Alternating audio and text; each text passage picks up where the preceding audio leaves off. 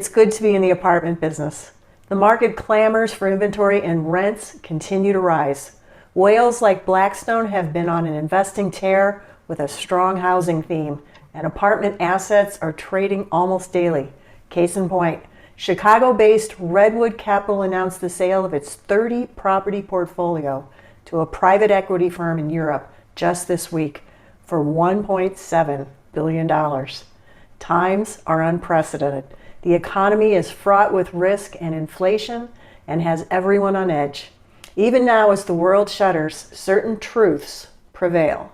Scarcity drives up prices, in this case, rents, and housing is primary to a functioning society.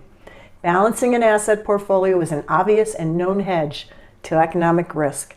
Developers understand this, and many are moving their single-family and other skills to the multifamily space.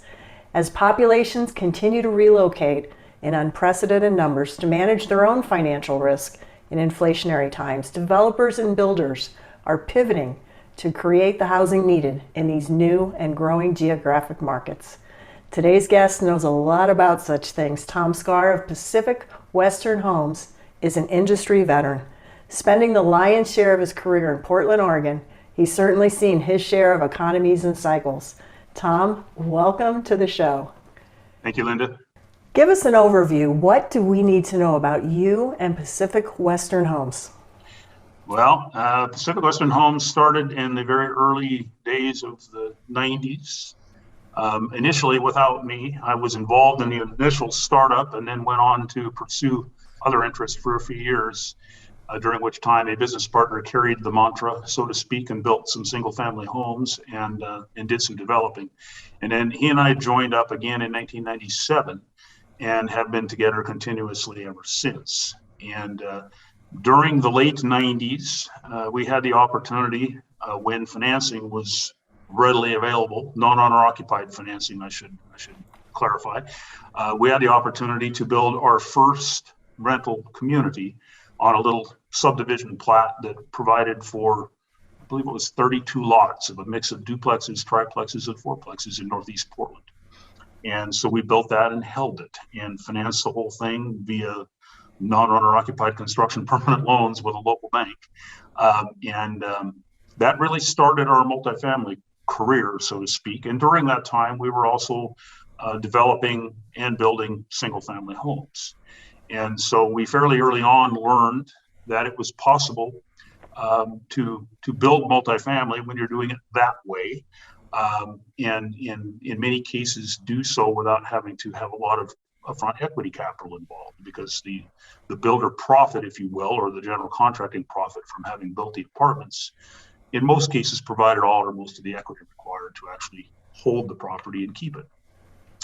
And so over the course of the next 10 years, we built probably 600-700 units of apartments, I guess. A few of which we sold along the way in order to raise capital for bigger land deals that we were doing in like 2004, 5, and 6, when everybody else was also trying to do big deals.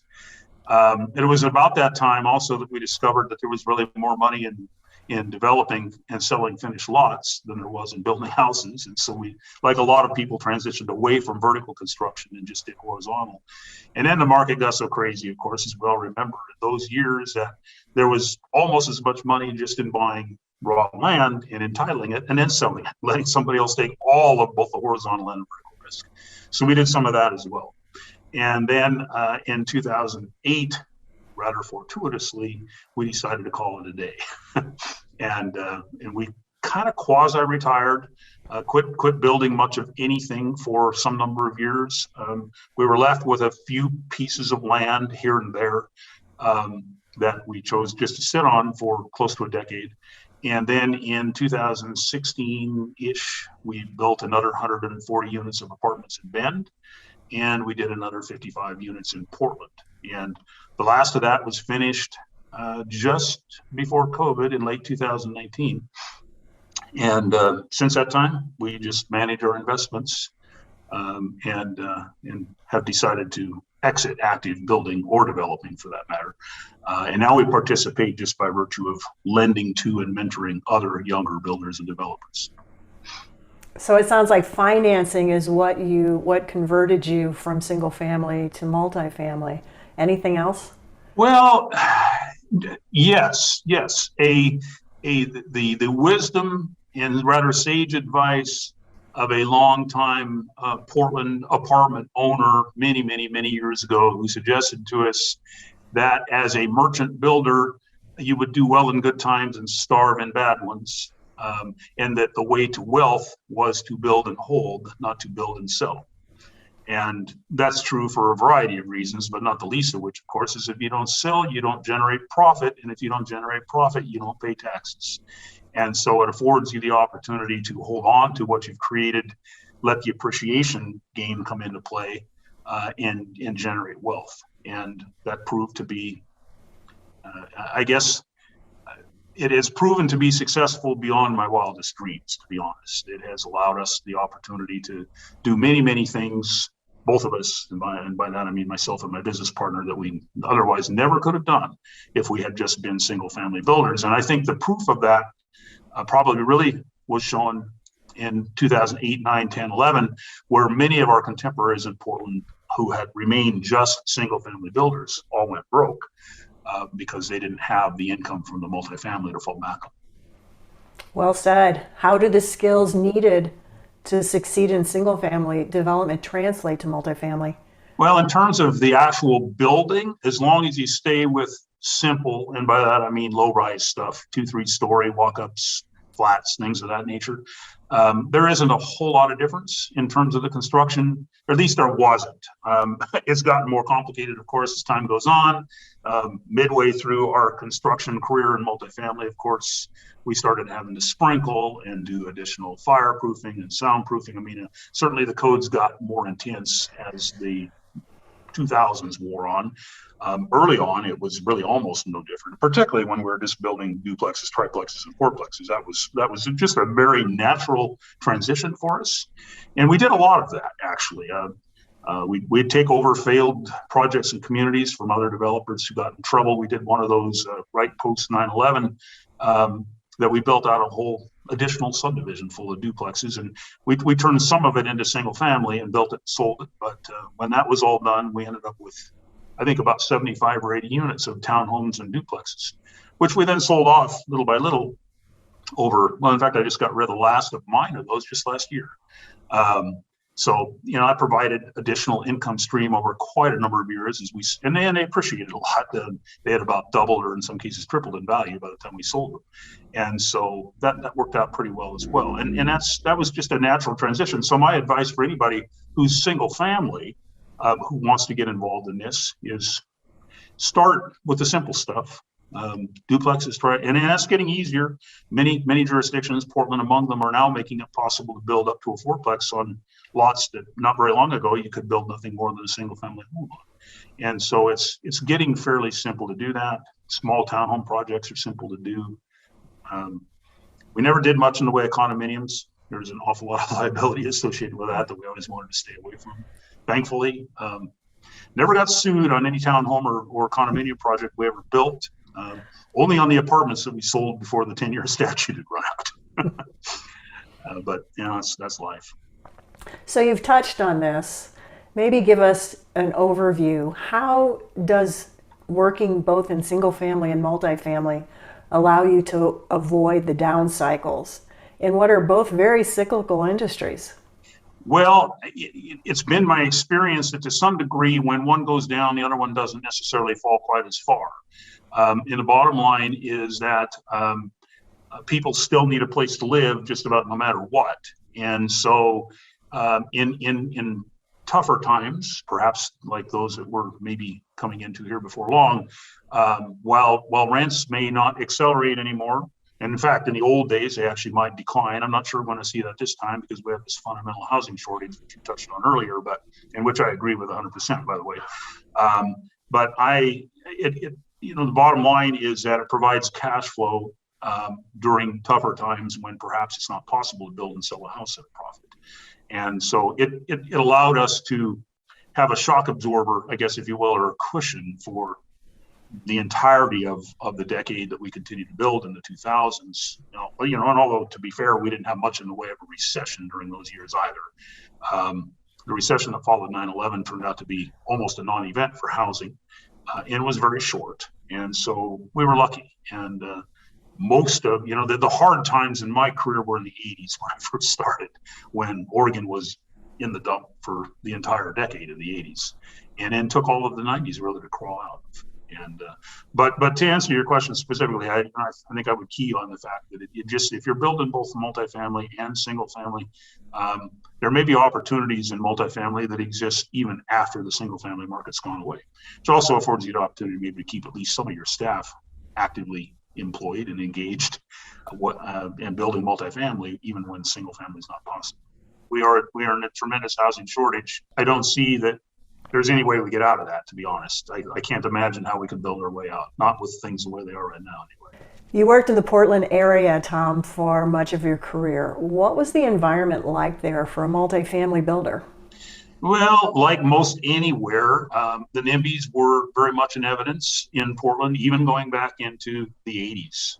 But that began to accelerate. Portland, as you perhaps are familiar with, was the first major metropolitan area in the country to start to experiment with growth control, and in fact passed landmark statewide legislation in the 70s, which provided for an artificial concentric ring around the Portland metropolitan area called the urban growth boundary. And that didn't really come home to roost until the 90s, because as I mentioned earlier, the entire decade of the 80s, we were mired in recession for the most part, and we were building relatively little product. In the 90s, that began to change. Land began to get used up, especially the land that was easy to use. And in almost overnight in the early 90s, land prices doubled and then doubled again and then doubled again. And we went from a situation where in the 80s we could buy finished building lots of 7,000 to 10,000 square feet for $10,000 to $15,000 to all of a sudden now they're $35,000 to $50,000, and this is in the early 90s.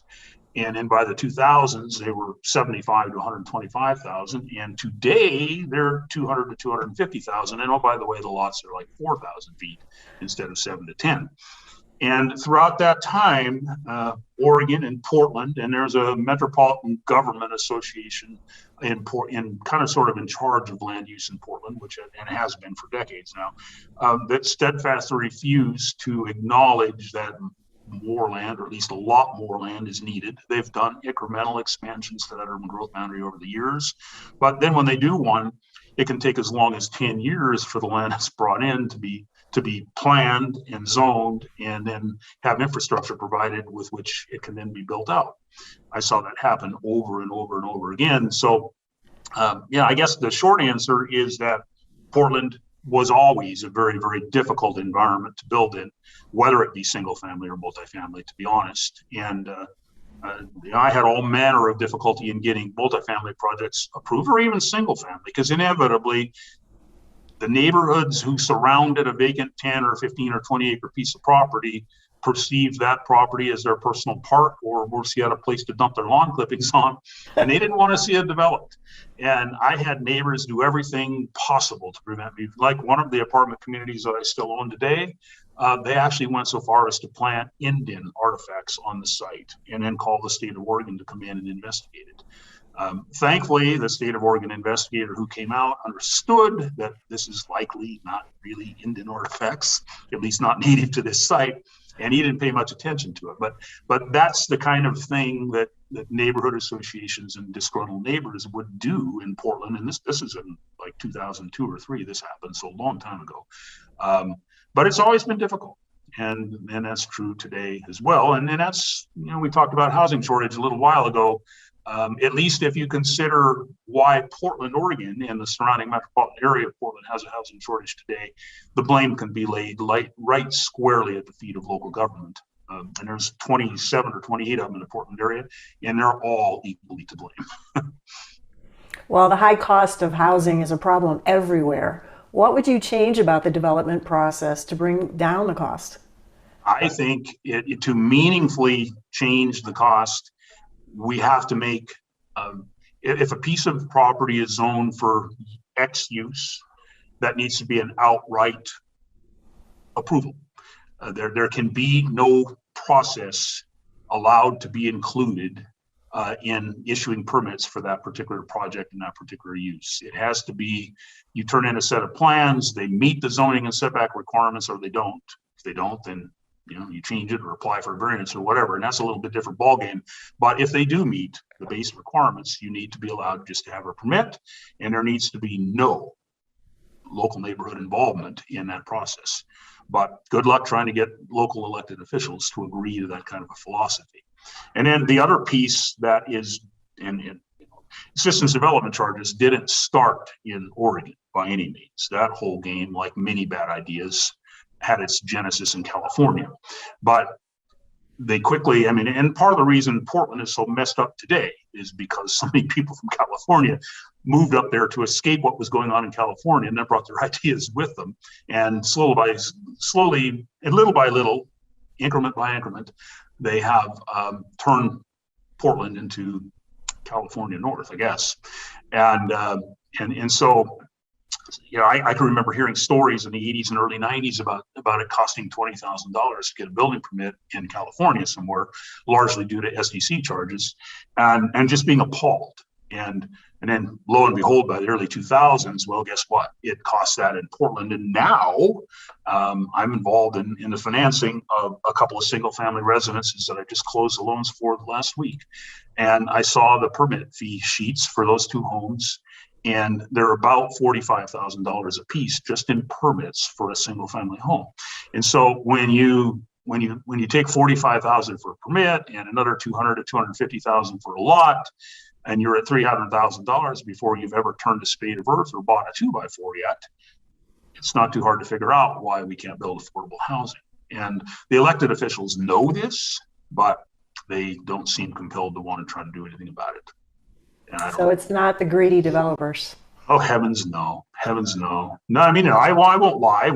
During good times, developers and builders are able to make good money, but we take a lot of risk too. And times aren't always good.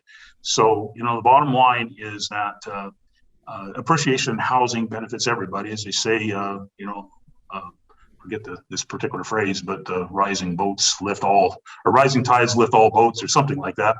And that's absolutely true.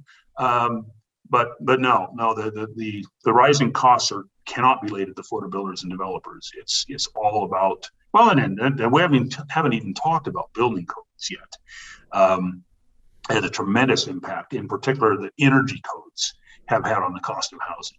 The state of Washington imposed energy code changes in early 2022, which the Washington Home Builders Association has gone public is stating add $22,000 to the average cost of a home. And these building code changes are not things that are going to be necessarily able to be paid back in a reasonable period of time. I know that National Association of Home Builders has generally said and has policy that, 7-year or so payback, that might be reasonable. Well, they're making us do things now that won't be paid back in 50 years. And but the never-ending drive towards making us more green and making houses net zero is prompting them to decide that it just doesn't matter about affordability, and totally ignoring the dynamic that the low-hanging fruit now is all that housing stock that's still laying out there that was built, let's say 1990 or earlier, which is not very energy efficient. I'd be the first to admit it.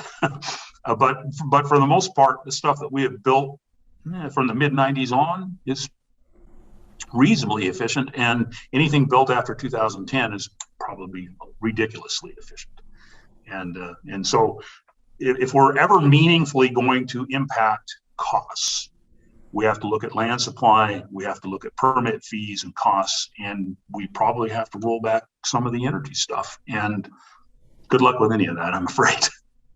I believe the statistic is the 1970s. Those are the least efficient housing. So it's not the 90s, it's the 70s. Yeah, well, and from what I remember, I entered the industry in 1978, and from what I remember of what I built in 1978 and how it was constructed, of course, it was low-end product then because that was how most builders start. But you're absolutely correct. It was not very efficient. But So- that all went away. What advice, Tom, would you give a young person entering the construction business today?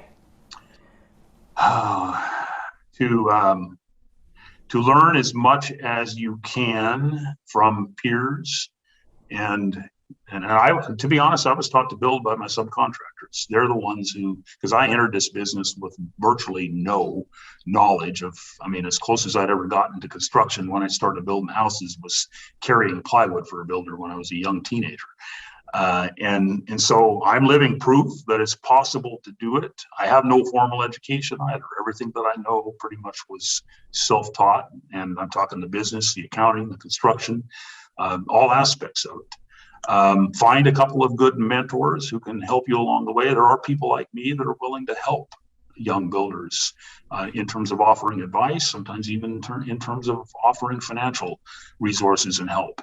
I'm lucky in that the pathway to enter the housing industry was much simpler when I got in than it would be today. The aforementioned permits, just as a for example, when you could, in the early days, I could go buy a building permit all in for $3,000. You typically don't yet have a construction loan in place when you have to buy that permit. And at least you didn't back then. And $3,000 wasn't a terribly large sum to have to come up with cash for. $45,000 or $50,000 is a little bit different animal, and so it's unquestionably much more difficult now for somebody entering the industry in terms of the capital requirements, and I feel sorry, and that's part of the reason probably that we have trouble recruiting younger people to the association, is that it's so difficult for younger people to get involved, at least as builders. I guess they start as subcontractors or working for larger builders, but virtually all aspects of this industry still provide some of the greatest avenues of self-employment and building wealth that can be found anywhere. And I couldn't tell you the number of framers that have turned builders, the number of plumbing apprentices who have become journeymen who 5-6 years later own their own plumbing companies. There's just so much opportunity in all levels of this business. And so I would encourage anybody who wants to be involved in creating the American dream, just pick a spot that interests you and get started. And if it requires you to work for somebody to begin with, then great, do that. There's all kinds of opportunity, particularly right now. There's probably not a builder in this country that's not trying to hire somebody for some position at the moment. And so jump in, get your feet wet, and work hard, which is what I did. Truly hard-earned words of wisdom, Tom. Thanks for joining us today. You're welcome. It was my pleasure. Housing is the defining issue of our time. It's not only fundamental to a productive society, but the nation's economic engine. While it's gotten little attention from Capitol Hill, the lack of housing will continue to vex us until it is resolved. Meanwhile, housing providers like Tom will lead the way. Thank you for joining us. Builders, developers, operators make this nation great. Thank you for staying in the game. Your ingenuity is getting product to market, and it's a beacon to all in dark times. Housing sets the nation's potential for success. I'm Linda Hoffman. Look for our next exciting episode of NAHB Power Hitters.